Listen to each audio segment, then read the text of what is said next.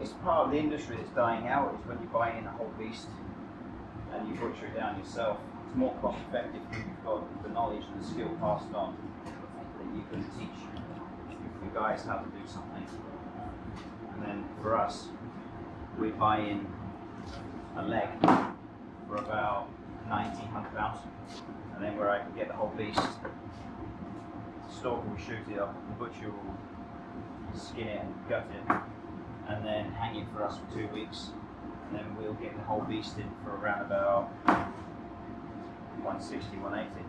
Depends on the price per kilo, but it saves them a lot of work, so they don't have to spend the time on labour to butcher it down. Whereas I can do it myself and save myself a few quid. We'll utilise the whole animal. We'll cook the legs down. That will go into our venison pie. Prime cuts go into the fine dining restaurant, like 3 rows at fine dining. Any trim will go over, turn into mince and make venison sliders for above. Stock we'll make from bones. So from us, nothing will be left unused. So you're zero waste. So zero waste. You're teaching your staff. Teaching the staff how to do something And that's potentially a dying part of the industry, because it's not cost effective for some people to use the whole beast. We're quite lucky where we've got three restaurants that we can get rid of the whole beast. So the more time you've got to be able to train your staff, the more profitable your kitchen's going to be. Exactly. Yeah. Amazing. Yeah. And then It's all about time. Saving time saves you money. This animal, has it come far? This is from our neighbour's estate.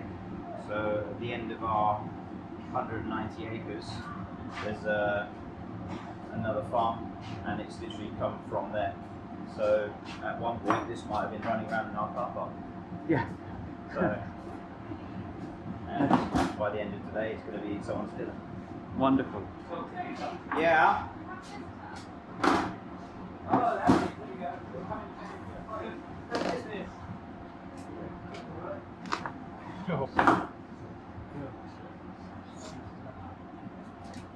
Hey, how's it going? Hello, hi, how's it going? Oh wow. So now you get to see the unglamorous side of it now. Oh wow. That's pretty amazing. Yeah. Yeah, so this is, we were just talking about this. Tony's got this venison in from the next farm, Grange Farm. Yeah. This is the one, the same farm that Marcus Waring has done TV programs on. Yeah, yeah. And he's able to train his staff, cut down whole haunches and animals, which leads to zero waste and increased profits. Yeah, that's amazing. So the more time he's got to train his staff to do these sort of things. Yeah. Really good improvements in the kitchen, yeah. Brings down food waste, it brings down transport mileage as well. Yeah, yeah, It's, as the crow flies, this has come from half a mile away, not even that. yeah, so very locally sourced. I was just saying to Ben, at some point, 3 weeks ago, this could have been running around in our car park. Yeah. So in actual fact, people should eat more game because there's no abattoir involved, is there? No. Yeah. Which is less food miles. And I was seeing It's recently, healthier as well. yeah. If you look at this beast, look how little fat is on there. It's Yeah, such a properly. lean piece of meat, And it's one of the few species that still eats real natural food, Yeah. as in what it can forage, what it can find. It eats what it gathers. It's not on the ground growing. It's not being farmed on cheap, poor protein sort of no diet. chemicals inside it, no antihistamines and things like that. Yeah. Antibiotics. It's pure. That's amazing. I've never seen that. It kind of reminds me of like Game of Thrones, that scene where he's butchering up the meat. Oh yeah, where it's on the table. Yeah, that's right, yeah. Back in the day when I was in Essex, which was maybe 15 years ago, I was doing the similar things that I did with lamb, but I was nowhere near as quick as Tony. So how do you actually train for doing something like that? Live and learn. If you think about it, you just got to follow the structure. The animal tells you where the meat is, where it's. If you look on this, I'm trying to get the leg off. So, but I know the skin that goes along here, this part of skin here, that bit there. I know there's going to be sinew in there because that's what helps it move. Yes. And also at the same time, I've got the flesh. So, I'm not too bothered about how I'm getting it off. I just need to get it off quickly because most of this part is going to be stewed down into a pie anyway. So I don't need to be overly precise with my cutting, so I can do it quicker. Yeah. That's amazing. And how many places does that serve? How many people does that serve? On the prime cuts, we'll probably get maybe 20 portions out of that, so we get 40 portions for the fine dining restaurant. And then for the haunches, we'll cook these down. For the legs, we'll probably get maybe 60 pies out of it. 60 pies. 60 pies. And anything that I've left on the bone, I can trim up, get all that off, and stick through the mincer and get maybe another 20 portions of mini sliders out of it. So it depends on how much time I want to spend on getting meat on the carcass. Yeah. And then, with the... So is that like, when you say sliders, you mean like little burgers? Little burgers. Little burgers, right? Yeah. That's amazing. Is this, because we have like venison in the menu the other day. This would have been one of the ones. It's been one of the ones. Yeah. Yeah, it's literally flat. That came from the same farm. Same farm. Can I get a posed shot because you're moving so quickly I can't get it. Go on, and yeah, let's have that smile. Amazing, thank you. So how long would it normally take for someone to break down the carcass of this? Half an hour. Is that all? Yeah. Wow. Yeah, if we're not interrupting him, he'd be doing it twice as quick. Absolutely.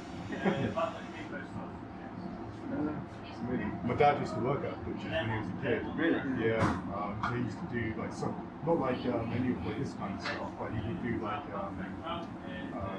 some of like the chickens and stuff like that. Yeah. Like, they come in like on blocks. So you'd be like at the back. This is like must be like 40 years ago now, 40, 50 years ago. But you don't really find like you have like local butchers much anymore. The thing is, big supermarkets go into. They'll actually own the like the abattoirs and things like that. So they'll go into producers and say, right, say for example a chicken. They'll go to a chicken farm and they'll buy everything that they've got, and they'll tell them, okay, we're going to buy 60,000 birds from you, and this is how much we're going to pay. And that's why it's so cheap in supermarkets, because they monopolise the industry. Whereas if you can support a local butcher or a farm, that money is coming straight back into the farmer's pocket. It's not the big corporates that are saying, okay, we're going to pay you £1.10p per chicken, but it's got to be this between this weight and this weight, or we won't take it. Right. So I remember a couple of years ago there was all in the papers about like milk and Tesco. yeah, it's exactly the same thing with the dairy farms. They kind of really try and cut the margins down, don't they, for farmers? And you look at like what they're doing with the inheritance tax that just came out. And, Yeah. Well, you look at the budget yesterday. It's a bit disheartening, right? For even for independent photographers like us, there's going to be implications on what happens in the budget. Without getting too political on it. So is this like a standard part of your food prep each day? Not so much each day. This will happen once a week. Okay. Depends on how busy the restaurants are, depends on how much venison we'll need. So it depends on what we've got going on. But now that this butcher would have hung this for us for 2 weeks, so now we've got this one in. He's already been out and shot us another Bambi. So it's amazing. That's like back to kind of back in the good old days where you actually go and hunt for your own food, isn't it? Hunt together, yeah, pretty much. It's amazing. So what kind of like relationship do you have with the farmer? Is it just that you're friends and you've got talking and Just trying to support local. Just trying to support local business. You know, they've got a good product.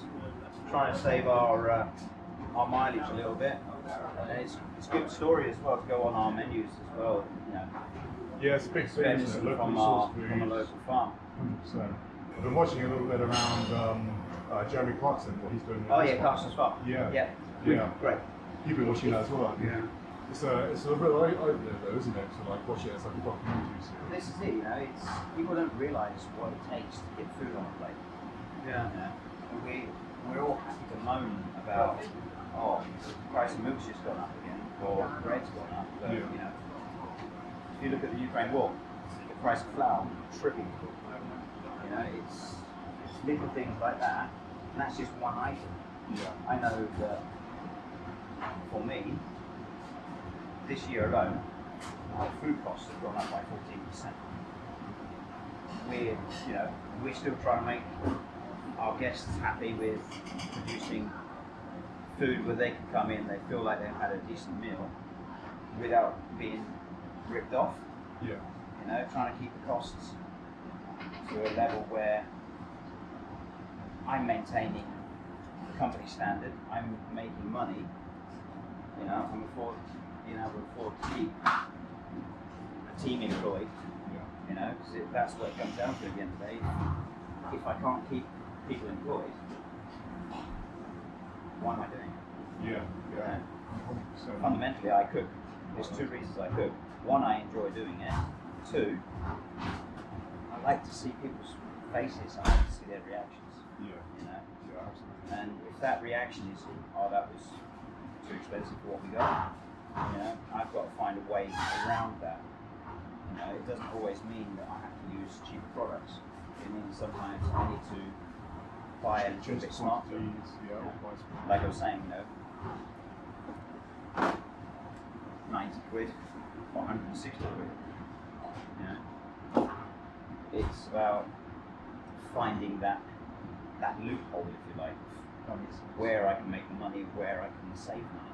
This is no small amount of work in comparison to buying in a boned-in piece of meat. Not at all. And you know, it takes. But the thing is, I'm paying a premium for that to come in and be ready to use. You know, I'm paying not over the odds, but I'm paying someone else to stand here and do it for me. For the Yeah. convenience. Yeah. Exactly. So, But there's a certain prestige to being able to do it yourself, rewarding knowing that you're giving it to their customers, but also passing on that knowledge to your team. yeah. So if we can work out further ways to save time and allow chefs to do things that they enjoy that increase profitability, Yeah. it's a no-brainer, isn't it? Yeah. Yeah. Yeah, I was watching on TikTok. There's a guy on there that does like he buys up his own like beef joints and he cuts it up himself, and he's kind of worked out that it's like about quarter of the price of what the supermarkets sell it Yeah. for. And even though supermarkets are relatively cheaper compared to going down to farms as well. Someone sent me a link on Instagram the other day for a Welsh butcher. I can't remember the name of it, but you can actually you can buy half a cow, which costs around about 1,700–1,800 pounds. You think about it, it's a lot to outlay. But then he breaks it down. You tell him what you want from that. You know, your ribeyes, your sirloins, your roasting joints, whatever you want. You know, your ribs, however you want it, and he will butcher that for you within that price. Yeah. And he's posted him butchering down this half a cow, and then he's gone through all the cuts, and then he's gone, right, okay. He's totaled it all up, and at the end of it, that customer that bought that half a cow has saved nearly £1,000 Yeah. Yeah. if they'd have bought the individual cuts. But by skipping out the supermarket in that process, they're saving the customer money. Also, they're keeping that little butcher alive as well. Keeping the they're butcher keeping alive. that family. That, you Yeah. know, his kids can go and do ballet lessons. Yeah. Whereas if that was a supermarket or something, you know, he'd Yeah. probably be working for minimum wage or Yeah. just over minimum wage as a butcher. There you go. Here's an interesting one for you. If you'd have gone back maybe a few hundred years, this part of the venison goes all the way down. That would have been dried and used as a longbow.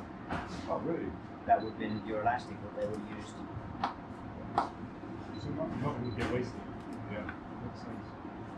Been to the Wilton Dowlands Centre a couple of times. Okay. And it's basically like they show you how like it used to work in the olden times, and they sometimes like do like events where they show you like how people basically butcher up like an animal or they make up bread, and basically everything that they had, they would basically use. Yeah. No matter what it was, they'd keep it and be able to use it in some way. You look how stretched that is. Yeah. Yeah.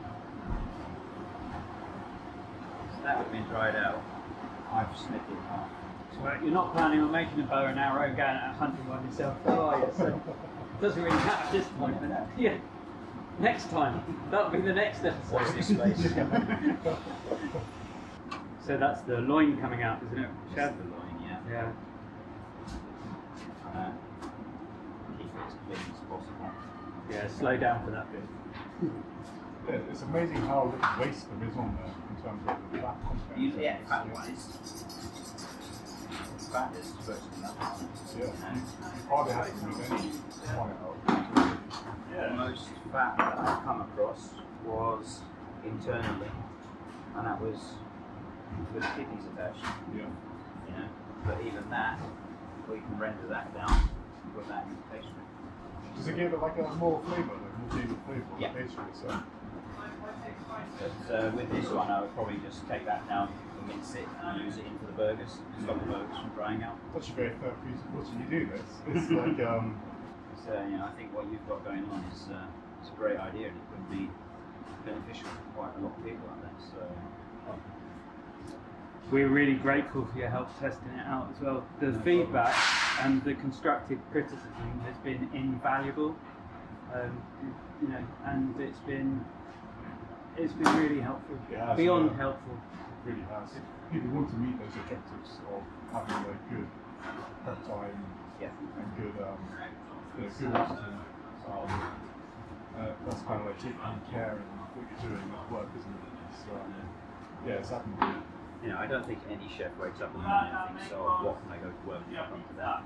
You know, I don't think anyone deliberately works that way. Exactly, yeah. But you know, sometimes there's time constraints and things like that, and mistakes do happen. Where I think you know the product that you guys have come along with can free up a little bit of extra time in a kitchen. Being able to free up time to do something like this instead, there's much more value in that because, as you say, For sure, you know. when you break it down, you're actually making better economics because you can buy in and yourself. So somebody's not having to do an hour on labelling, and they can get trained up on do some butchering instead. Yeah. You're adding to their skill set, and also it's good for the hotel as well because there's a whole story behind butcher up our meat ourselves, and that's a really strong. From my side, you know, freeing up time for the chefs to have more time to take their time. Does that make sense? Yeah. Freeing up time from labelling gives them more time to do this or something else. It's kind of perfecting your craft and having that time to kind of do some training yourself. Yeah. And because those are the things that customers appreciate, isn't it? It's the food, the taste of the food, it's the experience that's gone into it, it's the time that's taken to prepare it, it's how it looks on a plate. It's all these little things that make up a meal, and it's not necessarily coming from having to do the label side of it. Yeah. And those are the things that add like the big values. That's how you get Michelin stars. There's that old saying, isn't it? You can give a man a fish that he'll eat for a day, whereas you teach him to fish, he'll eat for his life. That hasn't taken long at all, has it, to push that up? No, you're up to about 30 minutes at the moment. So what would the bows be used for? Would that be for like... We would roast them down and we'd use them for stock. Okay. So we'd make a venison stock for that would go in venison pie and the choux that would go on with the macaron. Okay, so that was the Blackberry the sauce choux. that you had. Yeah. Right, yeah, that was pretty nice. I guess one of the downsides of being a chef is that you always feel hungry, right? Because you're always around food, well, not so much. Complete opposite. Complete opposite. My wife goes, so, you know, she'll phone me on her way home from work. It's like, "Are you eating today?" It's like, I have just touched the kids. Does that count? It's like, it's 2:30 in the afternoon. You're still not having food. It's like, no, I'm busy. Yeah. Makes sense. It suppresses your appetite. It does. And You know, you walk through the kitchen and you'll, you know, one of the guys, "Oh, chef, can you taste this or you taste that?" You know, or you eat your slight chip or something like that. Yeah. I guess because you have to do like food tasting as you're like cooking and stuff as well. So Yeah. you get like a little meal from that, I guess. you know when it's time to eat because you'll start shaking. Because Or it's time for another cuppa. Yeah. So you keep tasting, it'll suppress your appetite, and then your blood sugar will go low. Blood sugar and then will you, drop. you start going I a bit get. shaky. I'm one of the worst for it. I've got a hiatus hernia from my poor eating habits. I've got it. Yeah. I've got it, and I got medication for it and everything. It's awful. the medication is also linked to. I don't know if we want to talk about. Yeah, it, I. But it's linked to some horrible symptoms. Yeah. And I managed to come off it by eating one meal a day. I don't know whether I could do that in a kitchen environment. And the lady at the hyperbaric centre has given me some exercises to do that get past your, I think she calls it existential muscles. Yes. So like your abdomen. Your And core it- muscles that move Yeah. the diaphragm. So it's training your diaphragm to engage without activating your whatever your abdomen muscles are, your six pack that I haven't got. But yeah, it's just gentle compressions, and I've been because I had it quite severe. Yeah. They inspected it and they said it's that bad. Gave me a load of medication. Yeah, I've had the same. You had the camera. And Yeah, the camera down the throat. Not fun. It's not. Did you do it under anaesthetic or you? No, Just chuck it I out. needed to drive, so I was the same. Yeah. I couldn't get I didn't see the point in my wife taking time off work Yeah, just for me to go and swallow this camera. yeah. Because they were sedating me and everything. I was like, you know what? I'll just chug it down. It was And nice. even when I was doing it, the nurse was like, "Are you sure you want to do this, Mrs. Sun?" I was like, Yeah, "Yeah." It's like it's quite unpleasant. But yeah, I bet it is. yeah. Oh my god, it was. Yeah. It was awful. So the gag reflex. Oh yeah. Yeah. So You've got this pipe going down, you know, you can feel it moving around your throat. It's like, you can feel it wiggling down here and just like, But this is a chef problem due to the amount of tasting that we do. not just this, you know, we don't eat properly. We don't tend to take breaks Mm. And where you're on your abuse ourselves in general. yeah, and when you For get the greater good of other people to enjoy themselves. yeah, and you get that chef stance. I remember when I had a catering company, and it was really quite busy. Like even the soles of my shoes would wear down on the outside because I was creeping around, shattered all the time, like bowed legs.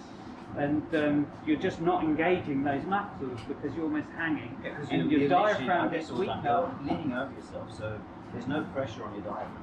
Yeah, You know, you've got to keep it, you know, straight back and all this straight. yeah. And then that leads to the diaphragm getting weaker and the esophagus opening, and then you get this really uncomfortable when you eat. It feels like you're choking, Heartburn. and heartburn and acid. Yeah, and I got to the point. You've seen me. Yeah, like yeah. I'll start choking. Yeah, because, absolutely. yeah. So I yeah, don't it's like a it. chef. It's a chef problem, but you know we don't talk about it, Yeah. and it just happens and we suffer in silence. Yeah. So that's the main part that I want for the fine dining restaurant. So Although, so those are the little fillets. yeah, so that will be feasted upon tonight. Is that like considered like the gold of the Yeah. carcass? That's the fillet. And then these will get braised down. That I'll trim up any of the meat on that. So basically all that there will go into pie and burger, whereas that over there, that's the prime that I want for fine dining restaurant.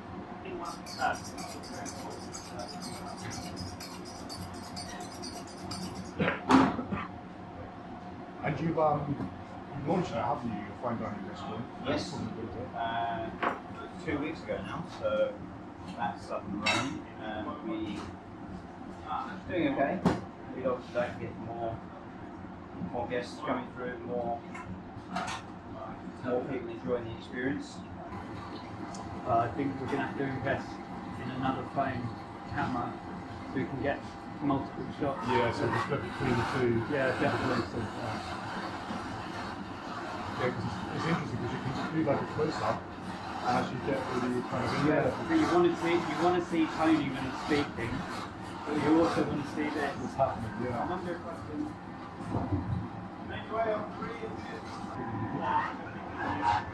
Sorry, what was that? When I was Oh doing yeah, things like this. yeah. so- So when you were doing like the butchery as well, was it a similar sort of process where you were like learning on the job, or would you go away and do some training with like butchers? To be honest, so I don't know how you feel about this, Tony, but I've never worked somewhere that has explicitly accepted the Beer Hotel in my apprenticeship days when I was 16 that actually invested in any training above what was legally required, legally statutory training. And after that, it's just been what you can pick up from other chefs along the way. And when it came to butchery, I would actually go into the butchers, learn a bit of butchery off the butcher, and then go back to the restaurant and do it. And I did that. You find a lot of, even in college and things like that, they teach basic butchery, I think. Yeah. But I tried to do my qualification in-house on an apprenticeship scheme. It wasn't going quick enough, so I went to Aylesbury College. And in the day, I went 1 day a week to be able to do it. And I'm saddened to say that when making stocks, they used powdered because they said the college couldn't afford bones. And this is in the back of the day before I got butchers free started. bones. Yeah, I've got exactly. free bones, yeah. Well, not free because I'm paying per kilo. Yeah. But But going back 10, 15 years, you could get your bones for free if you were using chicken or game. I remember back in the day, right, going off meals, where I had a fishmonger who used to deliver to us to the hotel, and he's like, "Chef, I got some monkfish. They landed monkfish, so you just use them for style food." Yeah, Like, yeah, sure. yeah. And that was monkfish. Now you're paying in 20 quid a kilo for monkfish. Yeah, Yeah. it's expensive, isn't it? It's just they were giving it away because they landed it and they couldn't sell it. So rather than it going for nothing, they'd give it to us for star food or for fish pie or something like that. Oh, So I pretty much got everything I need off of this.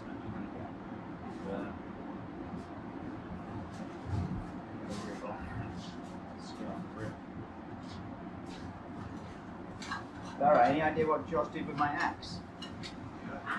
Yeah. So now all I'm doing is I'm taking off any of the scraggy bits. If there's any meat left on there, I've got the prime bits that I want, so any bits that are in between here, I'm going to get off and go into a mince to make the sliders.